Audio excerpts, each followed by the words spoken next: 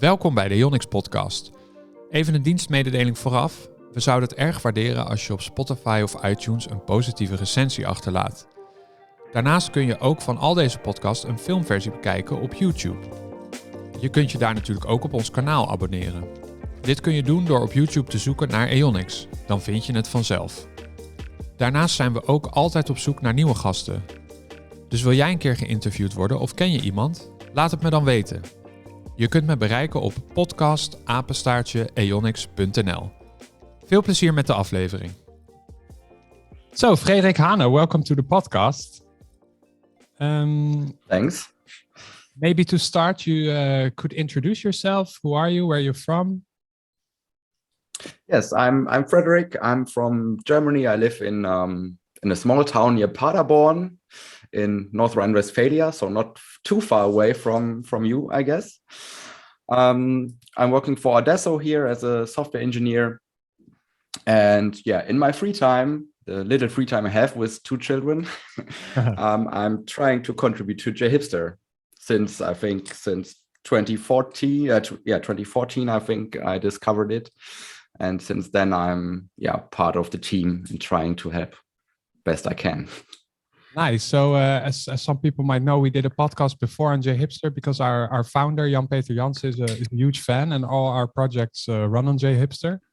So we're very happy to talk to you. So what brought you to the project? What was your interest in JHipster? Yeah, basically I looked for a good way to combine something like Angular and Spring Boot, because that's what I was interested in back then. And I found JHipster and I thought, oh, well, that looks cool. You can just say, I want this, and then magically it appears. And it was very nice to start and to learn from the code that was already there. And basically I started with little contributions like translations, right? There was no German translation, so I did a German translation, of course. And as I was, or at least I wanted to try Gradle, and there was a little bit of support back then. I think it was still a .0 version, not sure. I finished the Gradle support, so it was on par with the Maven support. And that's basically what my main focus was back then. So you started immediately kind of contributing as soon as you discovered the project, or?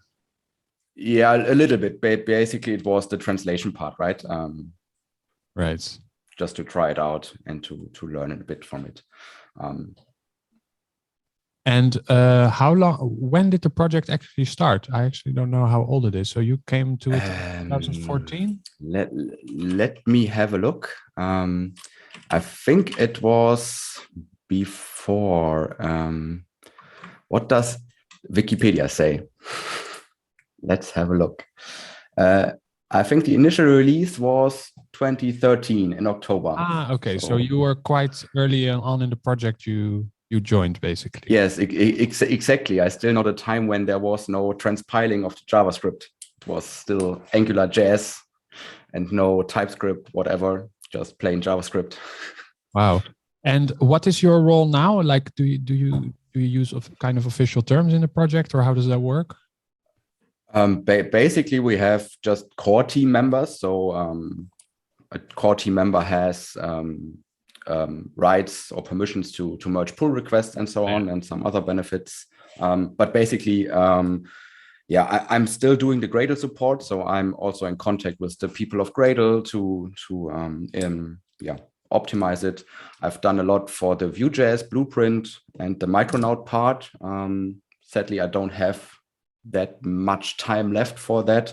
And I started now contributing to JHipster Light, the smaller version of JHipster, which is Pascal started last, October, which works a little bit different from the classical JHipster generator. But in the end, you hopefully can do the same. Yeah, that one's actually, I'll come back to that later because that's actually one of the questions I've written down. So how many people are in the core team, roughly? I think about 30, but not all of them are active or much active anymore. Right. Depends. And so for you, this is all in your free time besides your full-time job as a software developer? Yes, basically, right. That's pretty nice of you to contribute so much because it's a very useful platform. And I think we're on version 7, right? At the moment. Yes, exactly. So I was trying to look for information about version 8, but there's not that much, it seems, publicly available. But I thought maybe, of course, you can shed some light on that. Is there any future plan? Not sure. We had, I think, last year in December, a small team meetup via Zoom to talk about a bit of the project, but we didn't talk too much about the roadmap.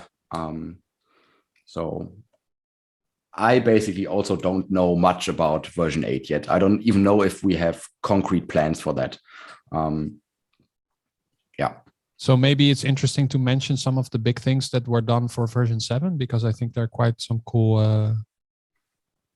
Yes, for version 7, I think one of the coolest things was the micro front-end part. I must admit, I didn't try it myself, but we used micro front-ends in my former company with a different approach, what JHipster is doing. But I think that's a really cool thing to have, not the big monolithic front end for everything, but you have then smaller front ends for the different parts. So you can have one for basically by domain, right? You say I have my invoice domain there, which is handled by microservice A, and the front end is also just handling that that part of my domain. So it belongs to the invoice microservice and not to or is not created on the gateway, right? Right. So yeah, I think that was one of the coolest things. At least that's what I remember most. Yeah, because as we talked about before, that this project is really useful. Like we've used it on so many projects. What is your general feedback from people using it over the years? Like what kind of projects or companies do you hear from? Like what are the trends? So anything that jumps out? I know that our project lead has a long list of companies using it, and they can also say what they are doing. But of course, some of these are confidential information, I guess. Sure. So we don't know that much except what's also public. So what I said, I talked with one from Devo team. They are also more or less building the whole platform on JHipster. One of our core team members also built their whole platform on JHipster since I think version 3 already, with a company specific blueprint basically. So he said it's very useful when you onboard new developers, right? You can just say, well, we are using JHipster, you can use that, and everything is fine. My daughter is coming. What's up? Yeah, no problem. So basically that's what he said. It's very useful because they can just define in their company blueprint some customizations and so on, what they need for their specific domain and how they work, and then they can just create the new application and are done with that. And pretty useful also for demos. He said once we were sitting with a customer and he was saying, we want this and that, and we have these objects and so on. And in parallel, he just coded the JDL, imported it, and said, is that something you imagine? Yeah, that's something I imagine. And with their blueprint, they could also just hook in a customer specific design. So it was even better for them. So that's what I can tell. Yeah, sure. And it's interesting because everything you describe is exactly things I've also seen in our company that happened, and especially also working with clients. That very quick interaction and the onboarding. And one thing that I discussed actually with our founder in that podcast where we discussed JHipster is people often have something against generated code. Like for lots of developers, it's like, they are like, code generation, that must be a bad tool, and I don't want to use it. Do you have anything do you have like a standard response to this? Generated code is code you don't have to care about, right? Right. Personally, I like it very much. For example, Mapstruct is one of the tools I really, really like when it comes to generated code, because bean mapping is something you usually do when you implement maybe an API-driven application. And it's so annoying to write this mapping code between your domain entity and the API entity, whatever you have. And Mapstruct makes it really easy and concise and clear what happens in this mapping. And you don't have to care about, can this value be null and so on. You don't have to do it yourself. And you just can rely on the generated code. And the same applies to JHipster, in my opinion, because you can rely on the generated code, but you can still customize it. That's I think that's something a lot of people don't like about generated code, because they think it's too opinionated, maybe. It's interesting because our founder is quite strong in saying that you shouldn't touch it. That's his policy, because he says one of the things that has got him into trouble a few times with JHipster is when he actually start changing the generated code. Yes. So don't change the generated code, but try to adapt, or we have there's no official approach for this. What I don't know who was it coined the term side-by-side approach. So you have the generated code and your customizations are basically next to the generated code.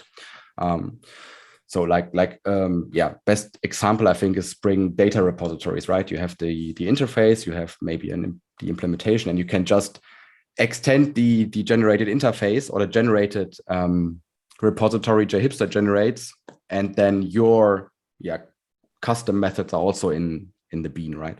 Right. And that's something that's really working very well. Okay. And so you already mentioned it. I didn't encounter this before, but when doing some research before this talk, I also saw JHipster Light for the first time. So that's quite a new project? Relatively? Yes, basically that's quite new. And Pascal started it to have a smaller setup, right? When you think of adding functions to JHipster, the main generator, you have to think of 3 different front ends. You have to think of maybe different back ends, even if you want to support the other blueprints. And it's quite complex already to have all this in mind, right? And that's why he said, let's start with something smaller, and the generated code should then conform to hexagonal architecture. So a little bit of different generated architecture pattern we have there, or we try to achieve, which then also hopefully makes it easier to extend functions later on. But it's still in the beginning, right? So nothing to be used in production. Okay, so for a new user, you would still recommend going into the full JHipster first, for sure. Yes, for sure. So is the idea that JHipster Light, so will it be like more opinionated in that sense because it supports less stuff? Is that how you're approaching it a bit, or? To be honest, I'm not sure. I think the idea is that the different functions are more separated. So these are also some kind of hexagonal architecture. So think of Maven and Gradle, for example. These are totally 2 different modules, if you want. And basically the idea is, we don't have to support all the same functions for every technology. Let's say Maven is supported by Pascal, for example. Gradle is supported by me. And if someone says, I don't have the capacity to support the same feature set, so be it. We can handle that, and we have to live with that. Because the modules are so independent, and you can add what you want. So basically, you start out with just a project which contains, don't know, a package JSON and prettier config and what else. And then you can say, okay, I want to add Maven, and I want to add Spring Boot, and I want to add Angular frontend. But you can also say, okay, I want, for my clean project, I want to add Gradle and Micronaut, for example, eventually. So that's the idea. You can pick what you want, and you are not tied to the structure the main generator now has. Yeah, so it's actually offering more flexibility in a way. Yes, that's basically the idea. Interesting. And how because you've been working on it for 2014, so how do you keep motivated for all that time to work on an open source project? It must be quite time consuming. Yes, it's quite time consuming, but and with everything, there are times you invest more, you are motivated, and times you don't do that much, right? So, for example, in the last, don't know, half a year, I nearly didn't contribute anything because, COVID and all the stuff, too much on the plate. And basically, in March, there was JavaLand conference here in Germany. Maybe you know it, in the amusement park. So I was there too. And Julian was there, and a lot of people I didn't see for a long time. And that basically gave me energy again to do something, right? And it's making fun. So as long as it's fun, I do it. When it doesn't feel like fun anymore, I guess I will stop or pause. But it's always fun to do something, and I can learn something, and it's nice to see people using it in the end. Yeah, we really appreciate. I have to close the door. Yeah, no worries. We really appreciate the work, and this is also why I was wondering, like, should I view it as like working on a normal software project, but then you're like doing your Zoom calls and your Slack chats in the evening, or is it like a different type of? I don't know. I've never worked for a big open source project, so I don't know how that works in practice. Basically, it's different. We are working a lot with pull requests, so a lot of asynchronous communication, right? Yeah, that makes sense. Yeah. So otherwise, it won't work. But it's very nice. Matt Rabel from Okta once said, it's totally cool to work with a global team in different time zones, because he can just create an issue before going to bed, and it's basically fixed when he gets up. Yeah, that is nice. So that's the way of working. Yeah, so the communication is quite literally through code, basically, more or less, and as little meetings and that kind of stuff as possible. Yeah, exactly. Basically, we don't have regular meetings, right? We try to have once a year some larger meetup. It started, I think, 2016 or 17. No, 17, 18 was the JHipster conference, the first one in Paris. So I think it was the first time where more than 3 or 5 people of the core team met each other. Nice. And then there was a second JHipster conference also in Paris. I didn't attend. And then, 2020 or 2021, I don't know, was a small, team meeting somewhere in France. I also didn't attend, no time, to do some coding and to hang out together, right? Nice. So is the team mostly based in Europe? It sounds like it a little bit, or not really? A lot of people are based in Europe, mostly France, in fact. But we also have team members in India and in US, right? Of course. Yeah. But a lot of people are somewhere here in Central Europe. Right. And yeah, go ahead. And that's why we usually meet up somewhere in in France or Paris because Julian is there, Pascal, and so on, and Right. Easier to organize, right? So France is a little bit of a home base for JHipster. Yeah, and they have nice coasts and so on to meet for sure. And good food. If we also have a lot of junior developers in the companies and listening to this, like if someone is thinking about maybe starting out in open source, but they don't know where to start, or if that's something that they would like, or how to approach it, like, do you have any tips or ideas on this topic? Just start. I think with GitHub, it's so much easier to start out. Maybe find some small thing.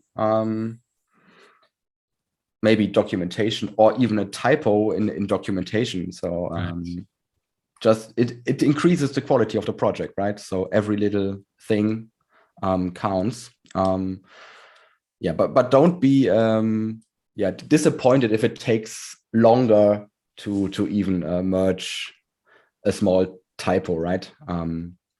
Because most people are really doing it in their free time. I guess there are just a few open source projects with paid developers, right? So Spring Framework, of course, and all the stuff of Red Hat, maybe. Yeah, that's actually really good. Of things.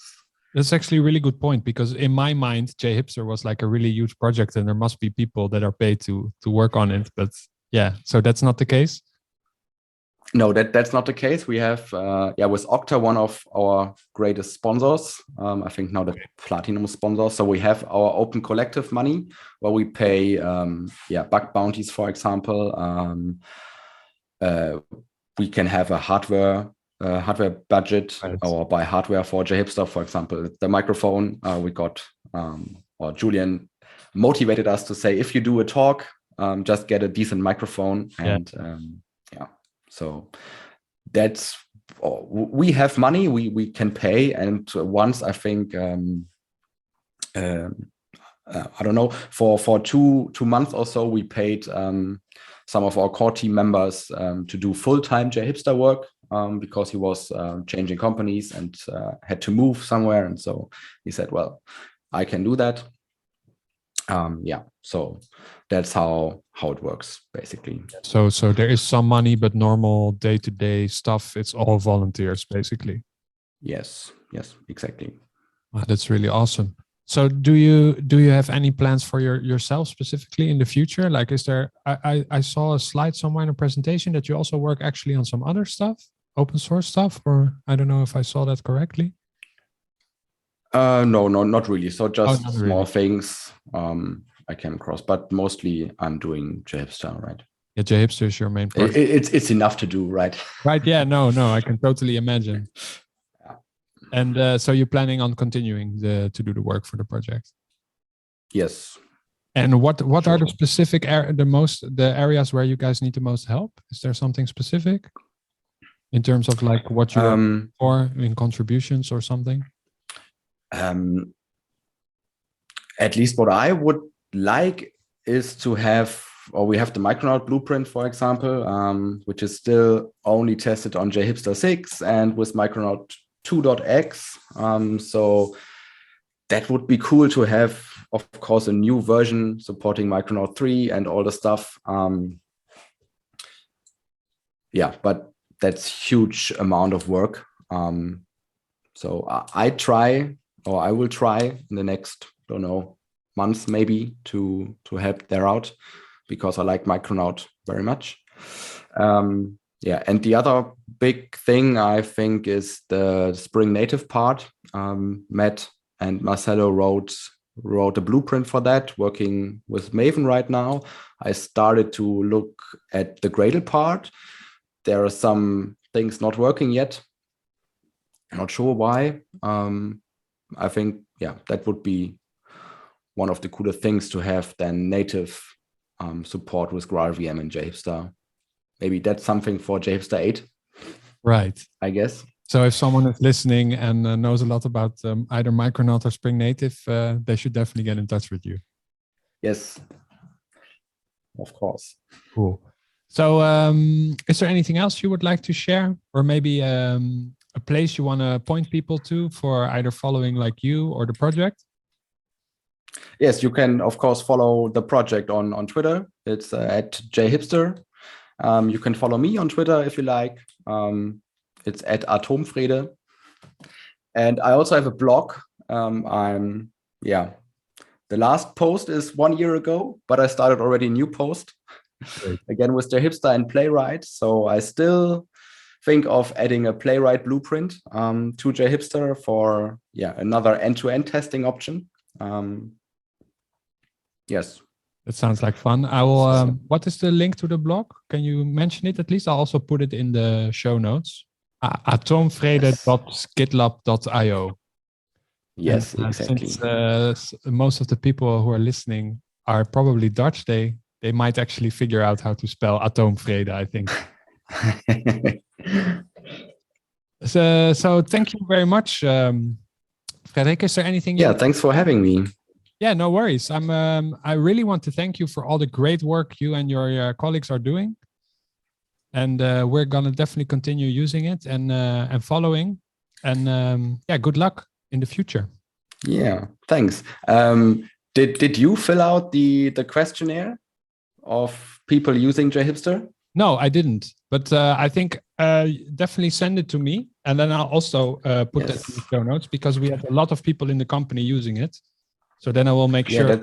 That's fine. And maybe just tell Julien somehow you want your company logo maybe displayed on our homepage. So that's also something we are currently working on to update our homepage. So the design of JHipster and the documentation, because our documentation is really, really not good at the moment. So so that's also a possible place where people could help. Yes, totally. We have most documentation is for JHipster users, right? So how to use JHipster, but what's really is missing is developer documentation. So how to start a blueprint, how to do some feature, and so on. That's something really missing, and the user documentation is also not up to date anymore. There are some parts which are just plain wrong, as far as I can tell. So basically really something we need help. Great. So I'll put all those links in the notes, so anyone listening who also wants the logo on your awesome website, so definitely check that out. And we'll also put a link to the, what is it called? The questionnaire. Yes, the questionnaire is also linked on the JHipster homepage. Great. A little bit hidden in the companies using JHipster, and then the link is just named "Fill up this form." Okay. I'll make sure as many people as possible in the company are going to fill it. Okay. Yeah, awesome. Thanks again very much. And let's stay in touch. And who knows, we could do a follow-up at some point in the future. Yes, would be happy. Okay, thanks, Frederik. Have a great day. You're welcome.